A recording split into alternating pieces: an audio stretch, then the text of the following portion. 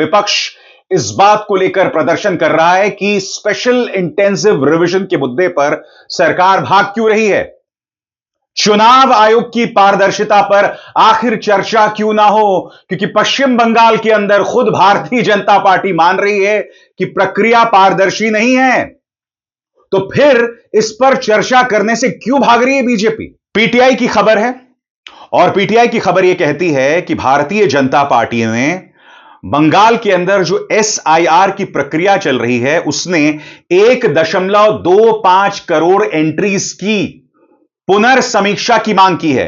BJP demands audit of 1.25 crore entries in Bengal SIR enumeration. सरल शब्दों में कहा जाए, जो एसआईआर को लेकर पूरी प्रक्रिया चल रही है, करीब 1.25 करोड़ जो एंट्रियां हुई हैं, एन्यूमरेशन हुआ है, उसकी पुनर्समीक्षा की जाए।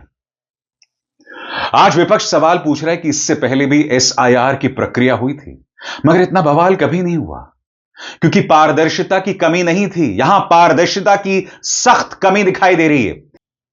प्रियंका गांधी वाड्रा कह रही हैं कि सब मुद्दों पर बहस हो, चाहे प्रदूषण हो, एसआईआर हो या फिर दिल्ली बम धमाके, मगर यह सरकार मुद्दों से भाग क्यों रही है। सबसे बड़ी बात दोस्तों, सरकार इस कदर अहंकारी हो गई है कि संसदीय मंत्री किरण रिजिजू कहते हैं कि विपक्ष ढूंढ ढूंढ कर मुद्दे ला रहा है।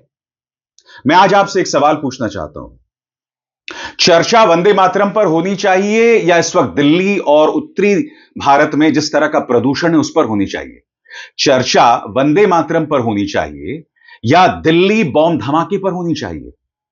चर्चा वंदे मातरम पर होनी चाहिए या फिर देश के गृह मंत्री अमित शाह की जो पूरी तरह से मुद्दों को लेकर जवाबदेही की कमी है उस पर होनी चाहिए। चर्चा एसआईआर पर होनी चाहिए या वंदे मातरम पर होनी चाहिए।